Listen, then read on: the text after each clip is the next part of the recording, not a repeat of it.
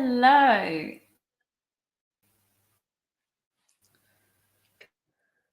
And YouTube to join in and find, because we're at 0 viewers at the moment. So that'll be people. Oh, we've got 2 viewers.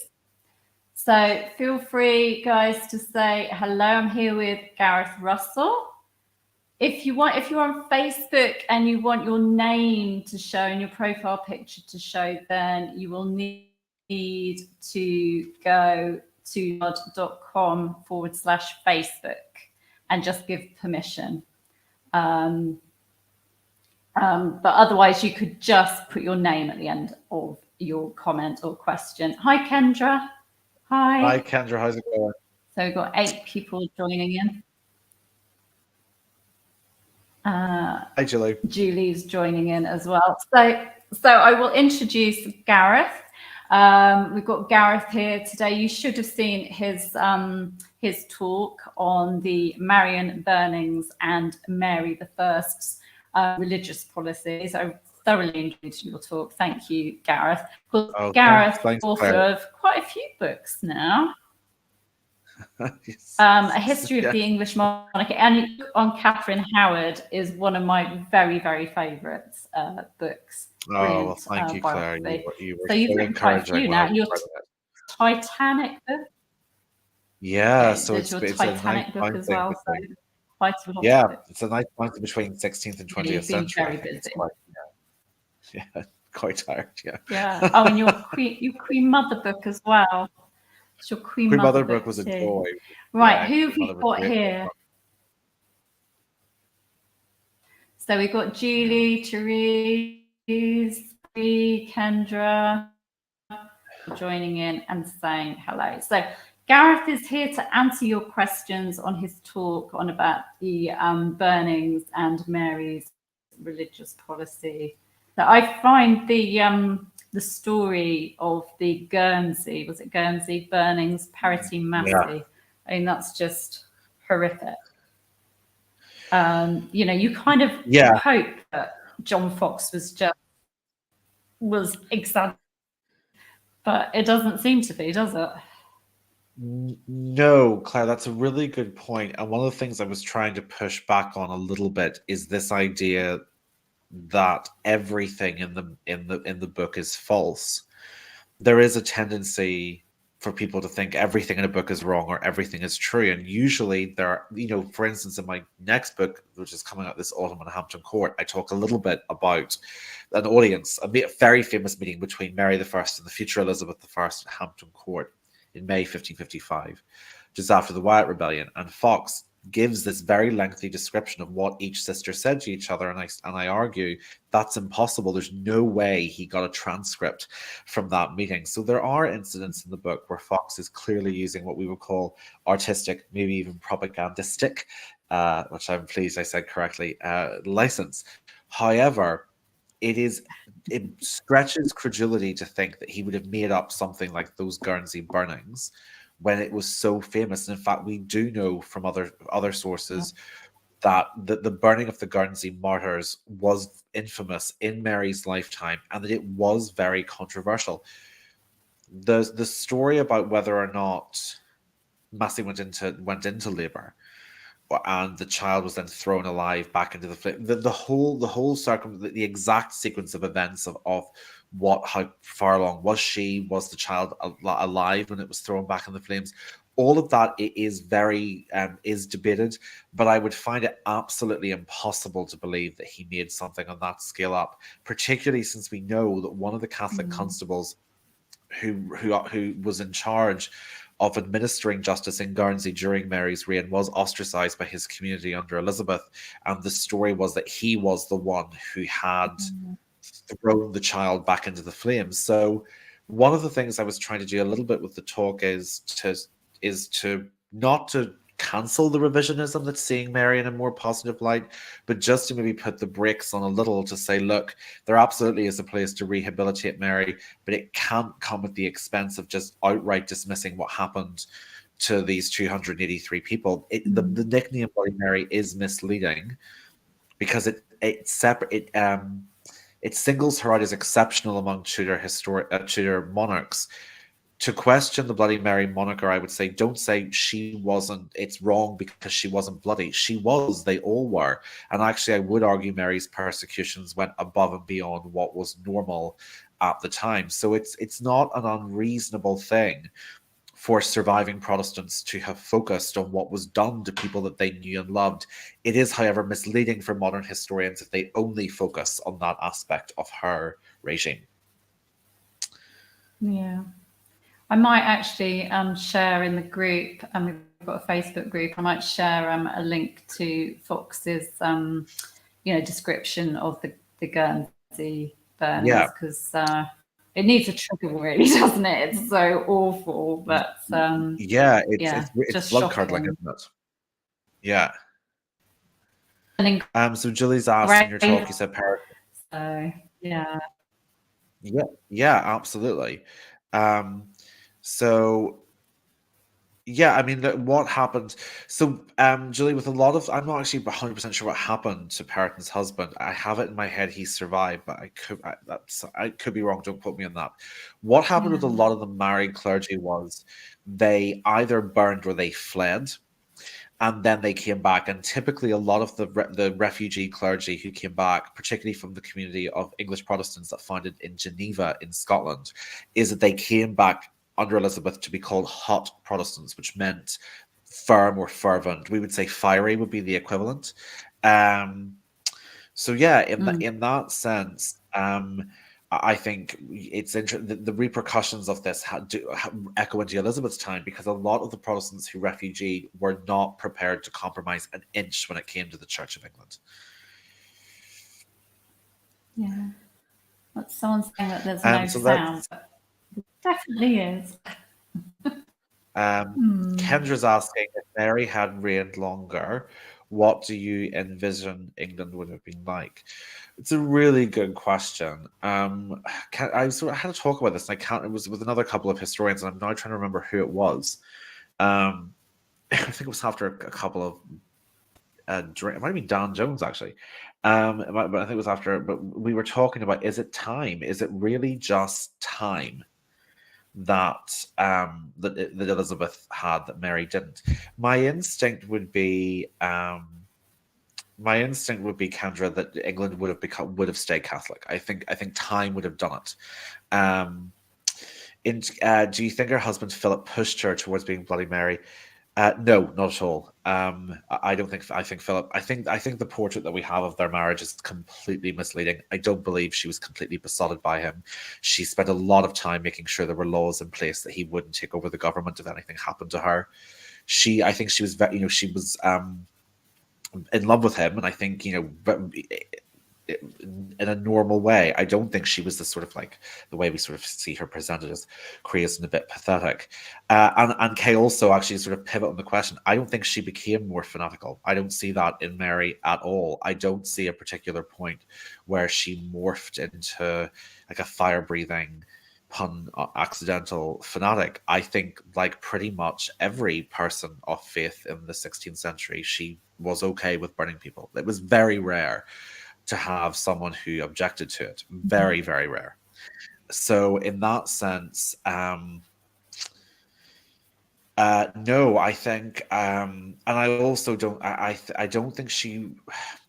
I don't think she realized that she would have no heir. Although, okay, that one I could be wrong about, but I suppose for her, the burnings didn't accelerate when she got sicker. Actually, if you were to look for a point, though, okay, where she does toughen up, is I do think the Wyatt rebellion against her in 1554 was something where she began, because the persecutions don't start until 1555. February 1555. So she's been queen for almost 2 years when the first burnings happen, and I think it's not coincidental that it's after the first major Protestant uprising against her that she starts to equate Protestantism with treason in the same way as Elizabeth does after the Northern Uprising and the excommunication by the Pope. So in that sense, if I was to look for something, Kay, it's the Wyatt rebellion that kind of radicalizes her, to use a modern word. In regards to the fetus, sorry, Tina Samuels, thank you very much. I'm so glad you like Young and Damned and Fair. I actually retraced. Oh, thank you, Kay. I saw that as well. Yeah, and with the Young and Damned and Fair, Claire knows this. I sort of retraced the route of their progress, so that I'm very glad that you felt you were in progress with them, Tina, because that was a long journey. And in fact, Catherine had the worst weather on record in the 16th century. It was raining and windy, and I went at the height of a heat wave, and had only booked myself into 17th century inns, 16th century places to be authentic. No air conditioning. I was like a character in a Tennessee Williams play, just like baking and sweating in a great deal of anger for most of it. In regards to the fetus being alive in Guernsey, the fetus would have died earlier than the mother, I think, deprived of oxygen from mother's smoke inhalation. Yeah, look, I mean, that's a great point. I think medically that probably is true. We also, the one thing I would say is, and this is something we just don't get the details from in Fox. It's often unclear. Different places burned people in slightly different ways, so it's questionable what position she would have been in. But I think you're probably right. I imagine the Wyatt Rebellion. This is from Julie. I imagine the Wyatt Rebellion, in addition to being a scare, made Mary consider her approach and possibly regret her earlier acts of clemency. I think that's 100% accurate, Julie. I think I can't specifically comment on the religious aspect. I just don't think it's coincidental time-wise. But I think absolutely her political acts of clemency to high-ranking Protestants, chief amongst them, the Duke of Suffolk and his daughter, Jane Dudley / Jane Grey, I think she absolutely regretted it and felt that keeping Jane alive whilst she stayed a Protestant had been a terrible mistake. I don't. How many people were executed for their faith in his reign? That's such a good question, and not to be sort of the historian giving the answerless, but we don't really know because what is being executed for your faith, if that makes sense. So, for instance, if you were to talk to an Irish historian, some of them might count the thousands that Henry VIII ordered to be killed after the burning of Carrigagunnel in 1536, when he punished whole regions for supporting the Earl of Kildare's rebellion. Was Lord Kildare's rebellion against the Tudors religiously motivated, politically motivated? In which case, who's being are these, this notorious incident that never gets mentioned in English history books, and actually doesn't really get mentioned in enough history books in general. But when Henry said, "Kill the women and children, it's fine," to the Lord Deputy of Ireland, do we then count them? So, but what we are talking into thousands of people. If you're talking about people who were publicly executed, it's less. It's definitely it's a lot less. Mary, the better comparison sometimes is Mary and Elizabeth, because people are absolutely right to point out what was done to the Catholic community under Elizabeth I and the Protestant community under Mary I. However, Elizabeth's numbers are played out over, let's say, 30 to 35 years of persecution when she really steps up. Mary's are done over 3. So the numbers are quite similar, but the ratio is not. I thought most places burned people in a way that they died of the inhalation. No, that's not true. Okay, great question. So she said, I think most places burned people in a way that they died of the inhalation of the smoke before they were actually consumed by the flames. Is that not true? It does not seem to be true. In fact, it did happen very infrequently. But what tends to happen with history is people sometimes try to offer an explanation to readers that's less traumatic, and they'll say, well, they probably would have died of the smoke inhalation. It's borne out by the fact that did not happen, by the fact that the Protestants prayed for dry wood. And the worst thing that they thought could happen to someone is that they went to the stake with damp wood, and so they would be called faggots of wood, and they would say carry the faggots. So it meant Protestants would often turn up with dry wood to fling onto the stake to speed the burning up, not the smoke, to speed the flames up, so that the person would die quicker from the flames rather than very slowly burn to death. So no, not the inhalation.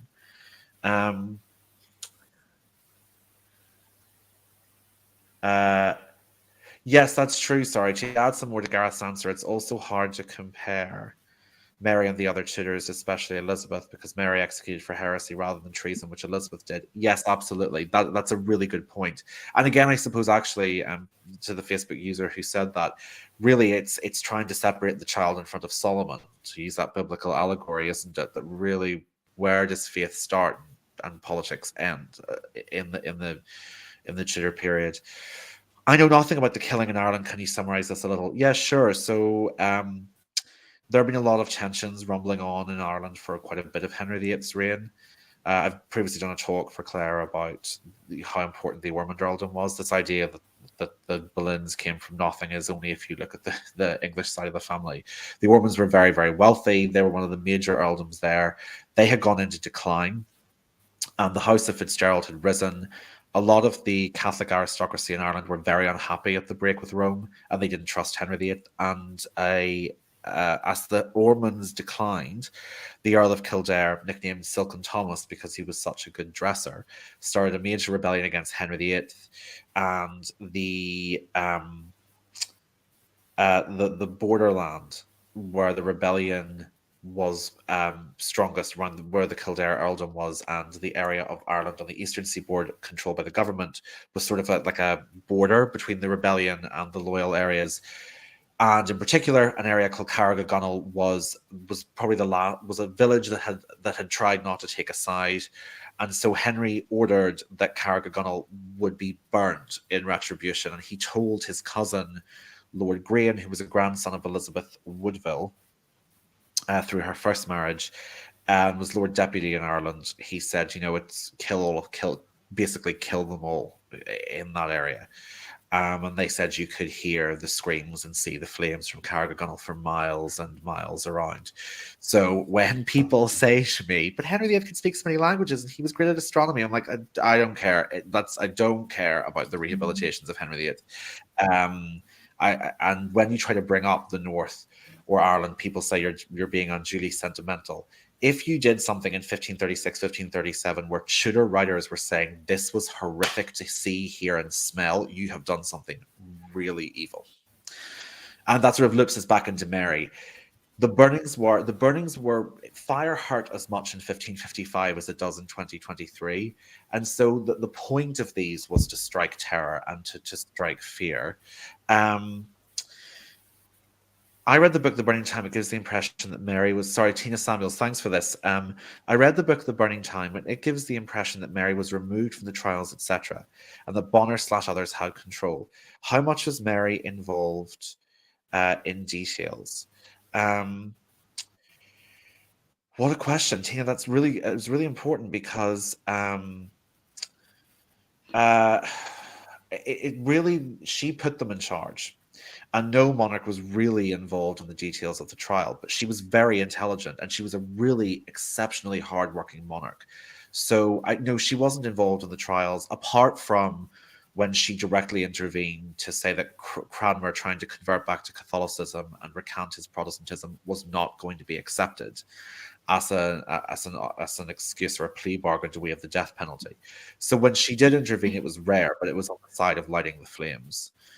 Henry VIII and Elizabeth were brutal to the Irish, dreadful.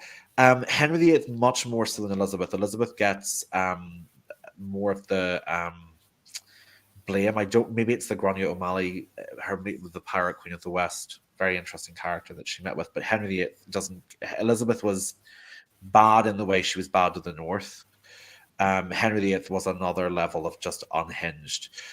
Were the Irish glad to see Mary on the throne because it signaled a return to Catholicism? No, they didn't care. They have issues with her as they would with another English monarch. So, Julie, that's a really good question. We have to pull ourselves back from thinking of this in an Irish nationalist perspective, which is that people in the 16th century just really did not see nationhood and nationality in the same way. So they didn't perceive an English monarch as the problem necessarily. What they perceived as a problem was when they interfered or intervened too much in Irish politics. Mary was actually the first to start the plantations of Ireland. So she took over two counties called Laois and Offaly that were renamed Queen's County and King's County, one for her, one for Philip. And they would encourage English families to go over and take the land.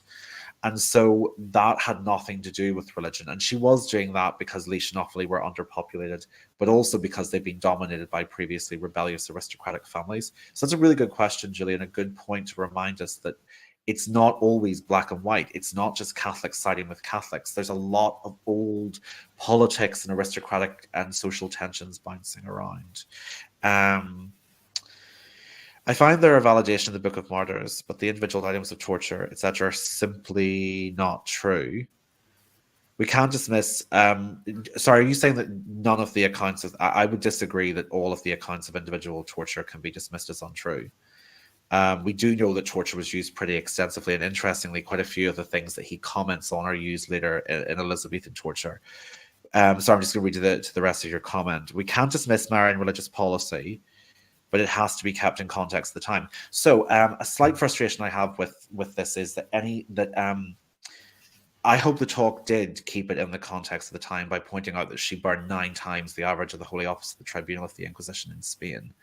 So absolutely, in its context, I don't think it makes Mary a monster in the way I don't think what Elizabeth did made her a monster, or even what Philip II did. However, it is completely untrue that Mary's was completely contextually normal. It wasn't.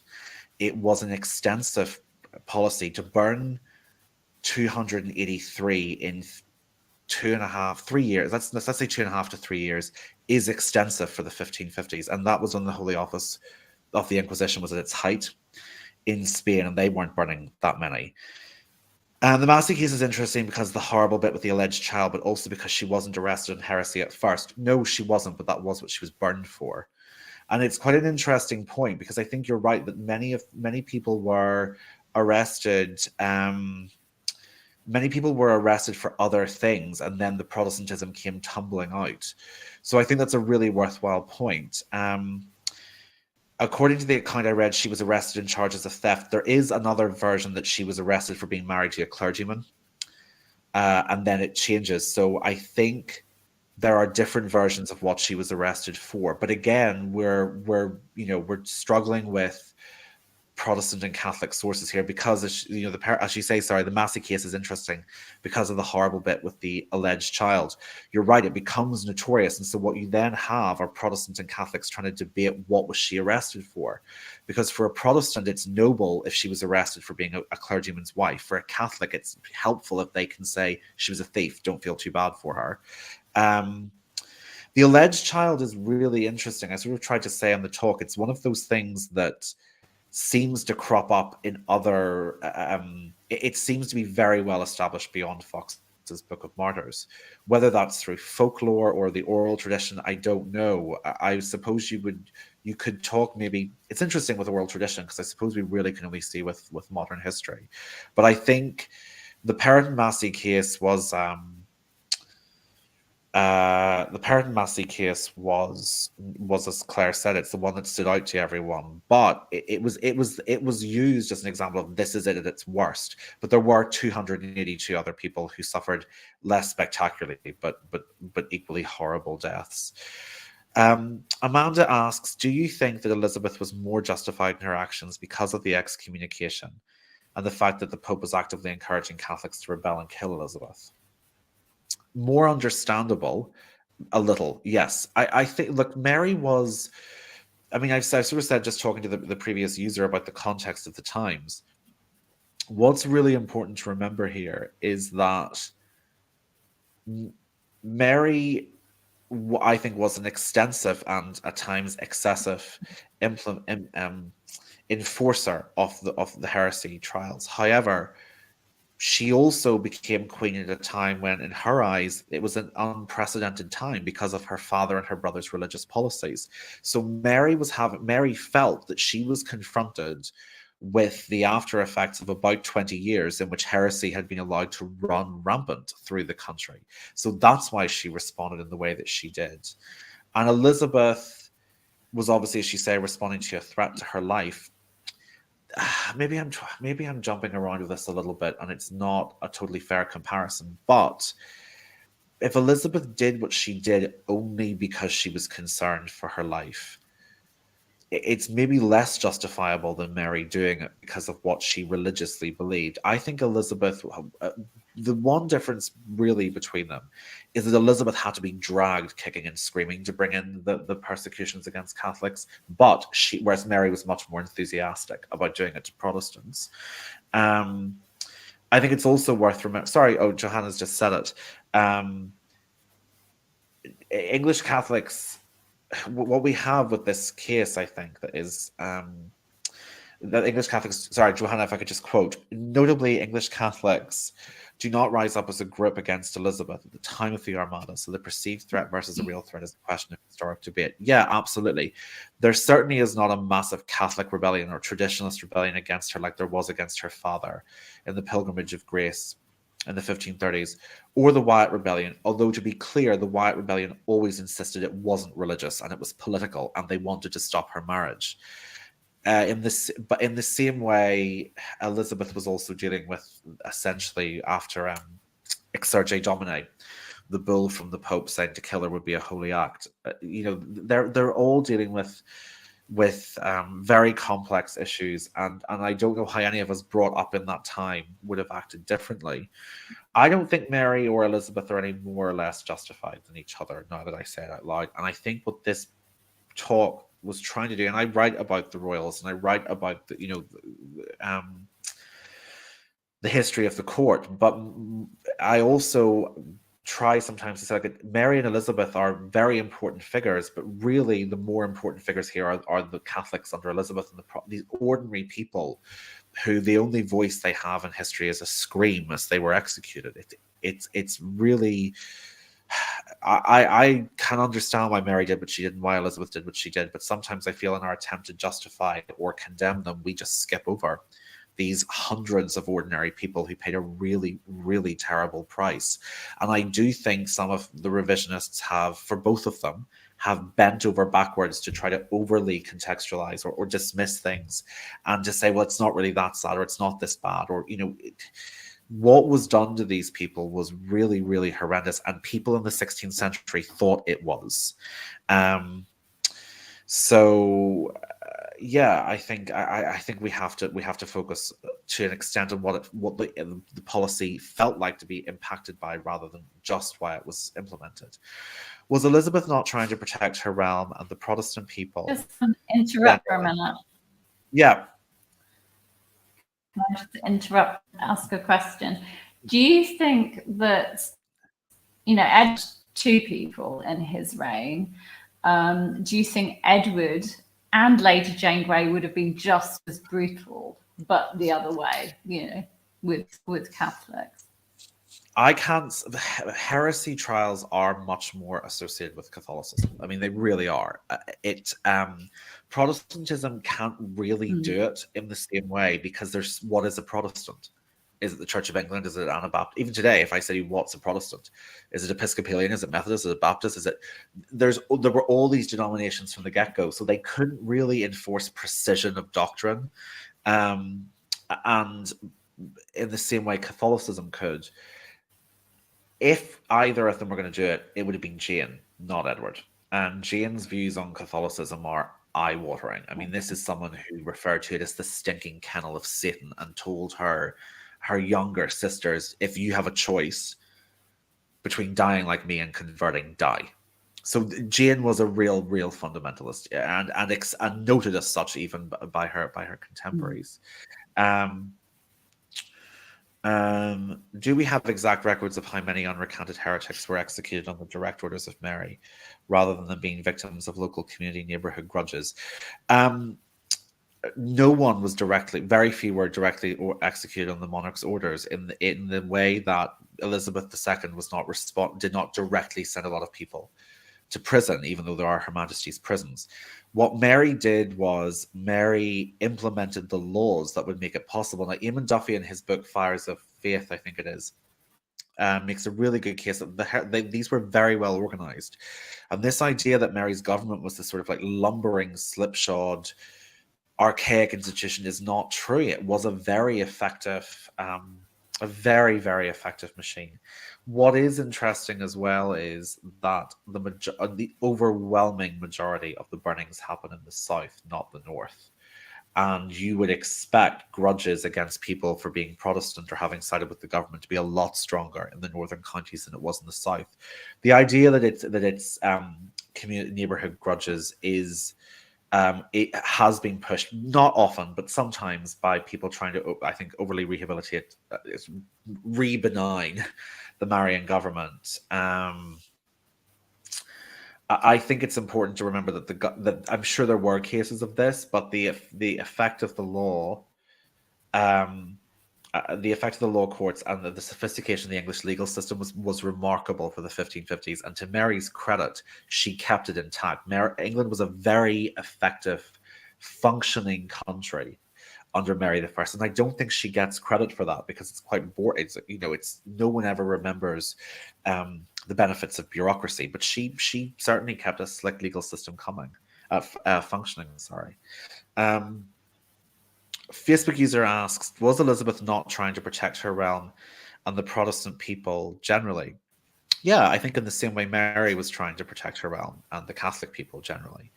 Mary felt very strongly that these people were bringing into England and spreading in England something that was even worse than war. Because an invasion you'll burn in this life, what the Protestants are spending means you will burn in the next. So yes, they absolutely are trying to protect themselves. So I think both of them were coming from a place that was well intentioned by 16th century standards, but I also think that if Elizabeth was really concerned, Elizabeth really had to start attacking Catholics, or was made to think she had to do it after the excommunication. She didn't go into this hoping to thinking that she had to wipe out Catholicism in order to keep the country safe. What do you think are Mary's more redeeming qualities? I think Mary had many redeeming. Redeeming is not. I'll quibble slightly, Kendra, because I think sometimes it's not a redemption to say her positive qualities. It's just fleshing out and nuancing this woman. And part of the problem. Sorry, just before I pivot, I remember Edward had already started to burn Protestants in his reign. Very few, and we would probably not call them Protestants. For instance, the female preacher he burned, he cried when he signed the death warrant. A female evangelist called Joan Boucher, who basically preached a very old heresy that would be beyond the pale of Protestantism even today, where she said Christ could not have been born of the Virgin Mary because that would mean he was human, flesh is tainted, therefore Christ must have been a fully spiritual being. That's a very old heresy. So he would not have said he was burning Protestants. He would have said he was burning the devil's daughter, as she was called. So yeah, Kendra, sorry, I can't think of the right word either for redeeming here. But yeah, I think, sorry, what I would say, Kendra, is what I hope we can do with this is flesh her out, because part of the tragedy of Mary is that she's one or the other now.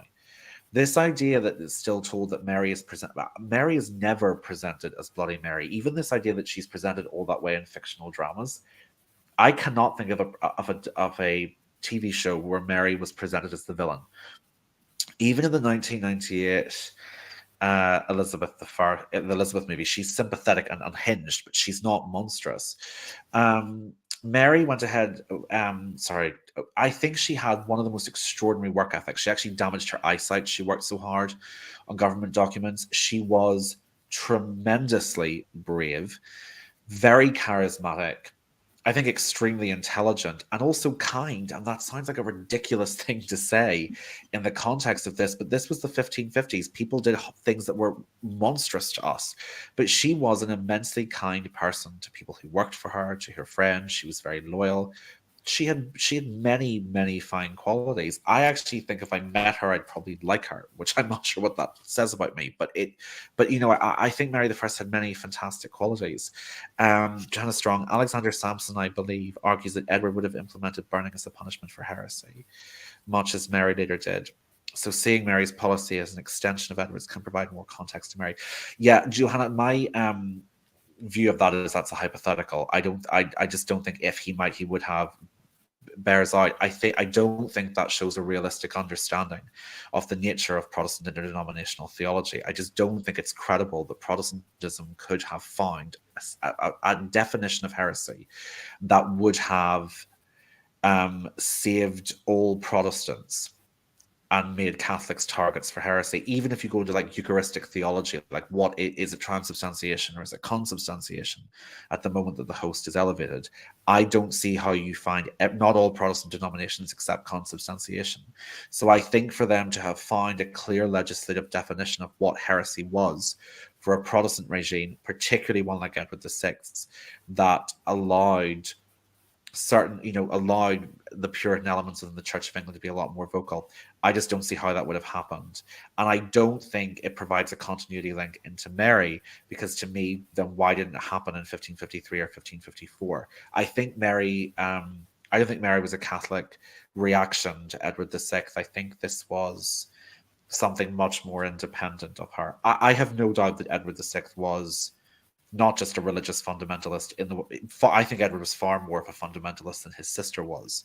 I also think he was, I know he was young, and I don't mean to speak too harshly of a teenager, but I also think he was a much less pleasant person than she was. I don't get the impression of Edward VI as being either as a particularly kind person. So this isn't me defending Edward. It's saying how Protestantism functions. I'm not sure. If they would have been able to find a clear definition on what heresy was. Had Mary released Jane Grey, Tina asks, would Jane have allowed herself to be active in a rebellion, left England, or tried to live quietly? I don't know. She was so young. If she went for a providentialist view of the world, which many Protestants and Catholics at the time did, she might have thought that God had made it very clear that she was not meant to be involved in public political life because he'd taken the throne from her. So she could have lived quietly. She could have left England. She might have ended up like Catherine Brandon, the Dowager Duchess of Suffolk, who was Charles Brandon's widow. And she did leave. She sought asylum from King Sigismund II of Poland, who was also the Grand Duke of Lithuania, where there was a pretty sizable Protestant community. She went there. I could see Jane in Switzerland or in Lithuania, absolutely. Active in the rebellion, maybe. Leander Delisle's book's brilliant on the fact that Jane potentially was much more keen to be queen than we've traditionally given her credit for. So Jane, I'm very sorry. The answer to all three possibilities is yes, which is probably not the perfect answer. Question. So Facebook user in the Fires of Faith, Duffy, who is the professor of the history of Christianity at Cambridge, I believe, points out that the reasons for the mass burnings in certain Protestant towns and centres like Lewis, London, and other parts of the south was because heretics were moved there for their execution, partly because they were central and partly because they made more impact in that way. In other words, they were designed to shock people into being conforming. Would you agree? Yeah, there's certainly an argument where some people say, of course, Catholicism caught on. You were being threatened with burning if you didn't. It's probably a bit simplistic to say that. I think there was a lot more sympathy for Catholicism than we usually give it credit to.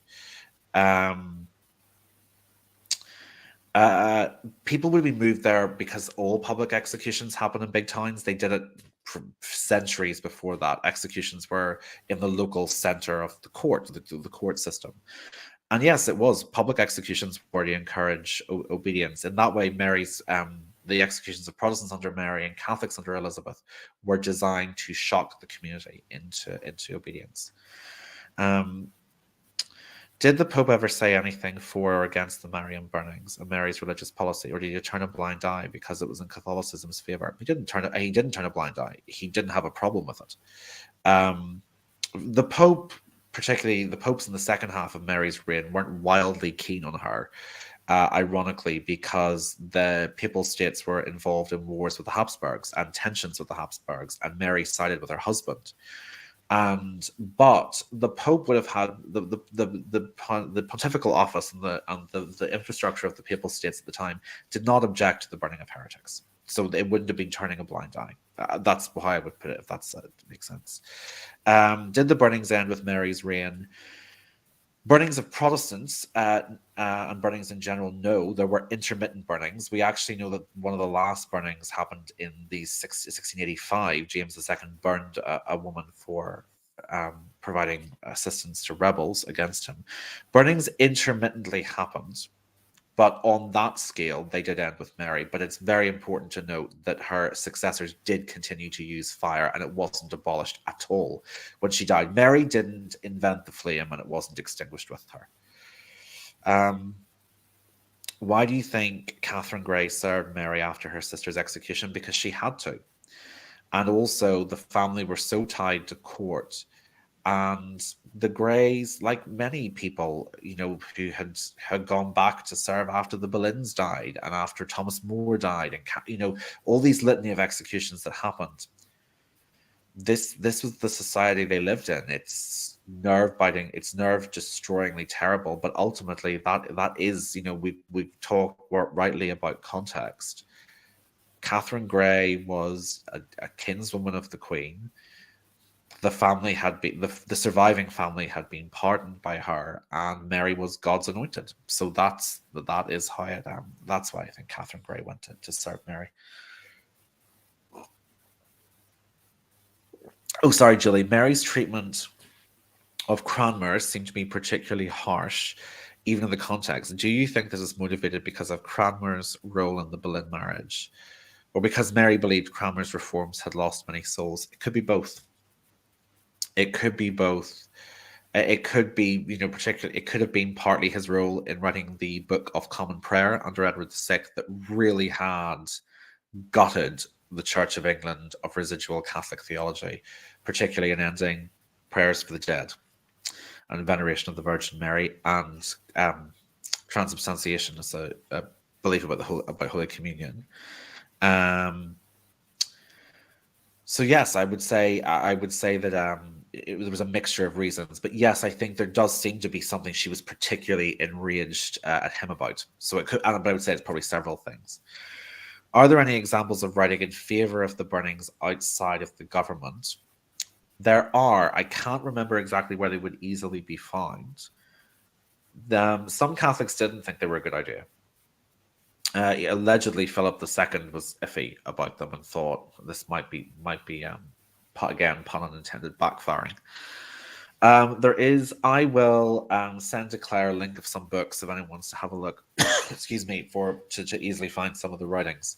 But I'm trying to remember exactly what book they're in. But I'll send them to Claire and she can post them on the group if that helps.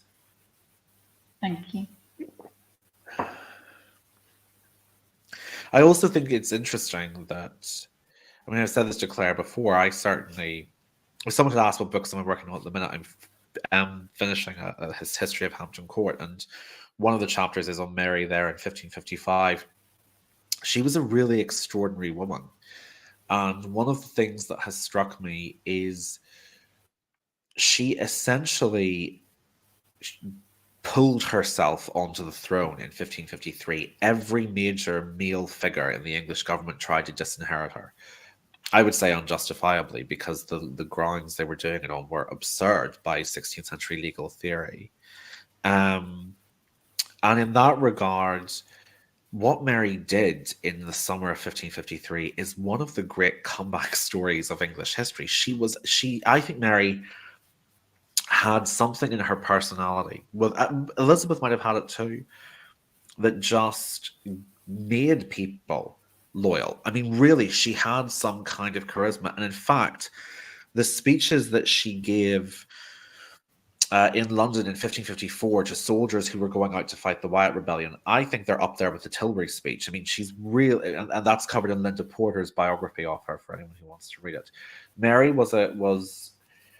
Mary is remembered as this sort of doddering, ineffectual, antiquated, sort of slightly pathetic creature. And I do think it's, it's so important to remember how ordinary people get caught up in these things and victimized and brutalized. But it's also worth remembering that when we're saying this, that isn't the whole story about Mary, but it's part of the story. The other part of the story, so what I would say is the burnings are Mary and her context, and the context being horrible, but Mary's feelings are contextual. Mary's qualities are eternal, and some of those qualities that she had are incredibly admirable. And I think, as much as I don't like hypotheticals and if, my personal instinct, and I can be a bit looser with my rules about ifs because we're talking together here. My personal gut instinct is that if Mary had lived at another time when the burning of heretics was not standard, I think she would be remembered as a great queen. I think she'd be remembered as a good queen in both senses of the word.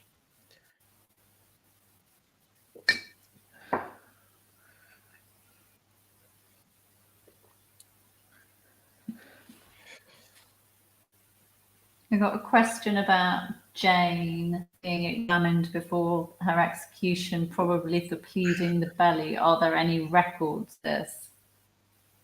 It would be Leander Delisle's book or Nicola Tallis's that would be the ones to go and look up for that. It doesn't leap out in my head, but I will say that. Yeah. No, not mine. I'm wondering would she have been? I'm wondering would she have been? Sorry, I find Mary's brand of Catholic Church interesting as well because it had evangelical elements. It was about restoring the beautiful litany of the many shrines, etc. It was quite progressive in some ways. No, well, it seems that way. It actually was what we were. There's a phrase for it in 16th century historiography, and it escapes me. I think it's something like positively reactionary or positive reactionism, and basically what it's saying is that it's a positive ultra conservatism, and what we mean by that is that it's Mary trying to progressively restore, which sounds an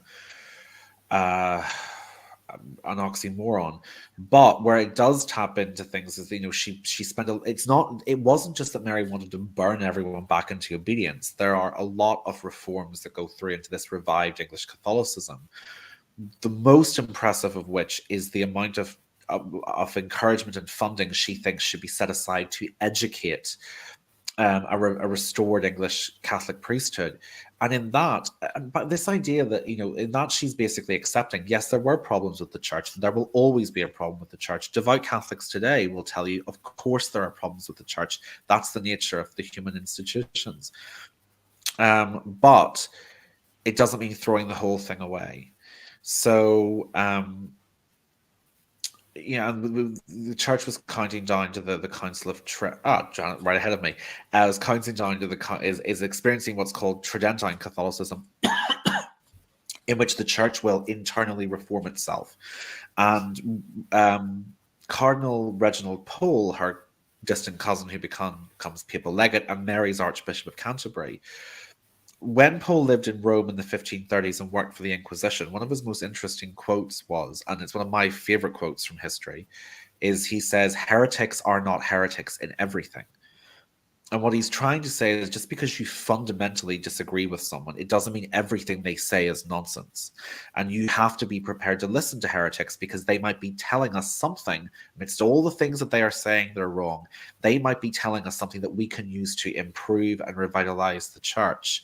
And so in that sense, Mary really has her finger on the pulse of this counter-reformation dialectic or initiative that's happening in Catholicism at the time, because Catholicism is not saying we were perfect before Martin Luther came along and messed everything up. They are saying there were changes that needed to be made, but we should have been allowed to make them within the church. The church should not have been split.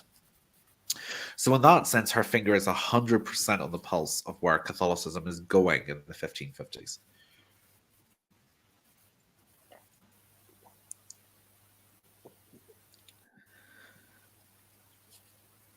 And yes, I don't know, some of what Mary introduces to England serves as a precursor to the Counter-Reformation. So it certainly is leading the Catholic Church today. I would I wouldn't. So I can see that. I don't know if I would say it's always the precursor. I think it's much more capturing the zeitgeist. But I don't think she gets credit for being one of the most. You probably know this better than I would. His proactively Counter-Reformation, the more proactively Tridentine monarchs. I think she gets ahead with I think she gets reforms done in religious policy through a lot quicker than a lot of other Catholic monarchies, particularly in comparison to, say, France and Spain. I mean, she's much more efficient in trying to get. But then I suppose she had to be. Mary had to get this church back up and running quickly, and in some cases, when you're under threat, you do your best work, if that's the right way to put it. She couldn't afford to be like the Spanish, the Portuguese, or the French monarchy and faff around with this. She had to get money put into the clergy and things restored properly, which is what she did, and she did. Sorry, as you said, Joanna, I think she captures the movement quicker than the church. That's exactly it. And also, I think one of the things I didn't know was, until I recently was reading some of Martin Raddy's book, is that Austria had a similar thing. We think of today Austria as one of the most Catholic countries in Europe. Its percentage is still, I think, in the 90s of Catholics. But in a decade or so after Mary, there was a huge number of Protestant communities growing up, and Philip II's uncle, Emperor Ferdinand I, and his immediate successors, apart from the Emperor Matthias, pumped a huge amount of money into revitalizing the Catholic clergy and the preaching clergy in that area, because they understood that Catholicism in Austria was under threat. And so I wonder, is Austria the model of what England might have looked like had Mary lived longer? Because the Habsburgs in Austria didn't persecute as intensely as their Spanish cousins. But what Raddy argues in his book, The Habsburgs, a Global Empire, is the Habsburgs basically try two carrots and a stick to the Austrian provinces, which is they put money into the Catholic clergy, they build Catholic churches, they have a really efficient, morally upstanding by Catholic standards, chaste, well-educated, administering the sacraments. It put into these provinces where Protestantism is mushrooming, but they also start to discriminate against and occasionally persecute against Protestantism. So, pardon, is the answer Austria? England could be like Austria if Mary had lived as long as some of her Habsburg in-laws had. Julie asks, Eamon Duffy discusses how Mary navigated the financial implications of restoring the church, e.g. reclaiming church lands without alienating those who had benefited from the dissolution. Do you think this compromise would have held over time, or would this have led eventually to conflict? No, I think it would have held. So for those listening and watching, Mary chose not to take back the land sold from the closed monasteries excuse me, by her father. And the reason why is that had she done that, she would have alienated the aristocracy to the Counter-Reformation all in one go. And she would have faced a massive aristocratic rebellion, or they would have frustrated every law she tried to get implemented.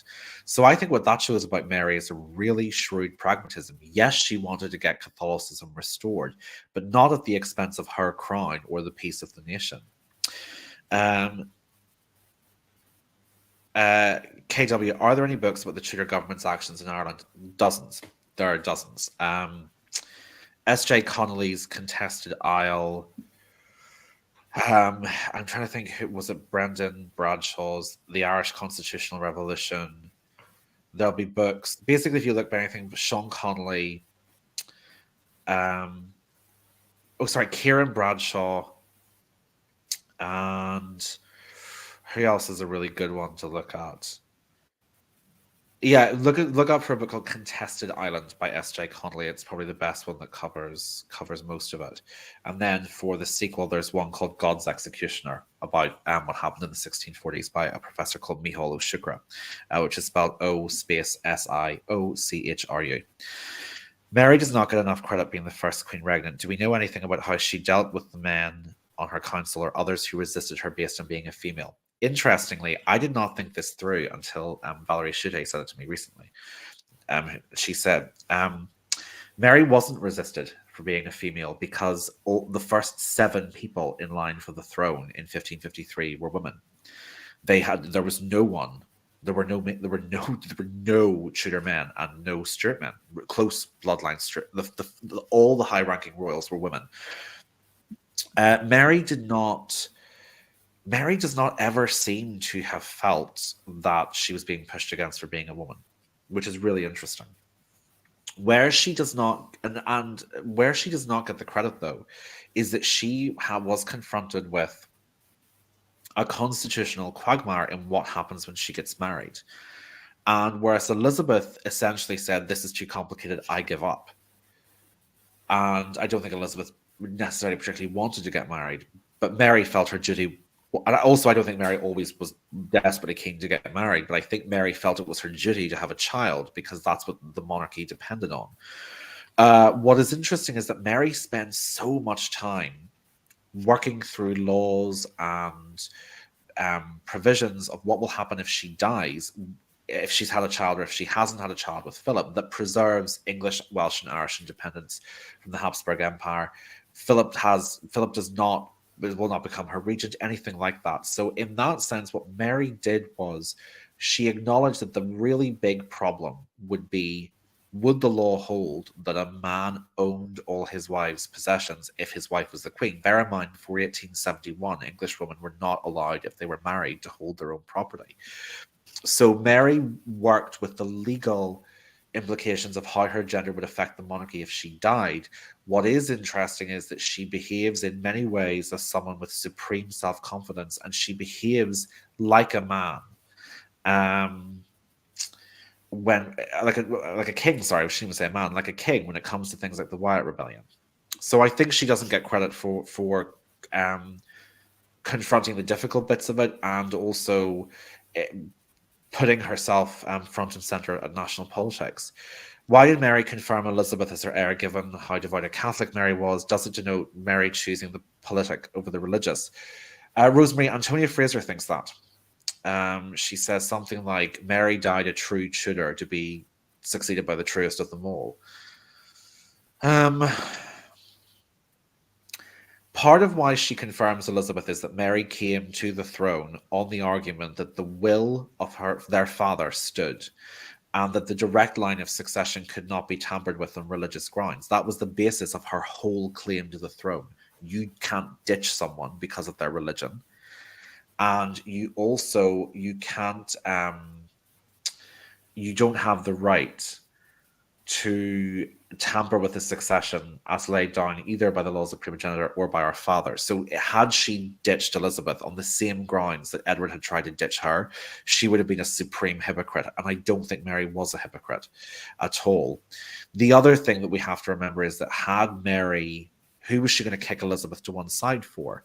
Was it going to be Catherine Grey, who I think even then it was very clear was not made of political stuff, and also Jane had executed her sister. So again, it would have looked really hypocritical. The nightmare scenario for Mary and for Philip was, what if Mary Queen of Scots gets it? Because even though Mary Queen of Scots was a Catholic, Mary Queen of Scots was first and foremost French. And at that point, she was preparing to become Queen Consort of France. And the Habsburgs' great enemy had always been the French. So yes, I think in some ways, Rosemary, absolutely, I can see why Antonia Fraser thinks it's choosing the politic. I actually think Elizabeth being confirmed or staying as Mary's heir is an indicator of Mary's moral fibre and her consistency. She was not a hypocrite, and she wasn't prepared to do to Elizabeth what Edward had done to her.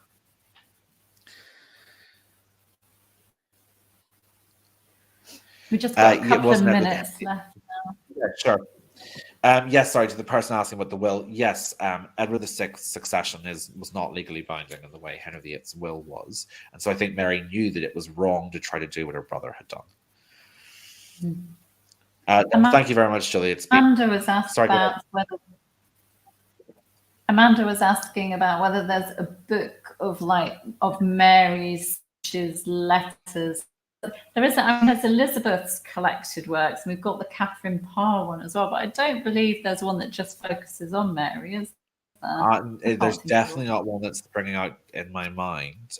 There's some, no, I don't think there are. There probably should be, actually.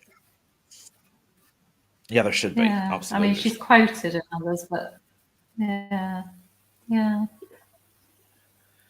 I think we're coming up to the hour. My church bells ring up.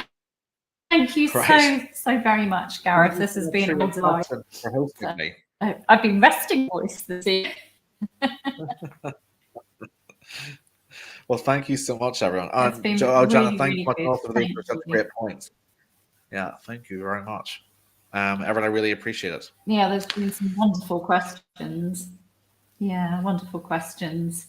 But yeah, I think we're going to have to leave it there. So, but yeah, thank you very much.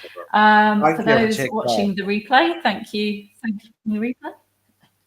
So, brilliant, really lovely, and thank you so much, Gareth, for giving of your time, of your excellent talk as well.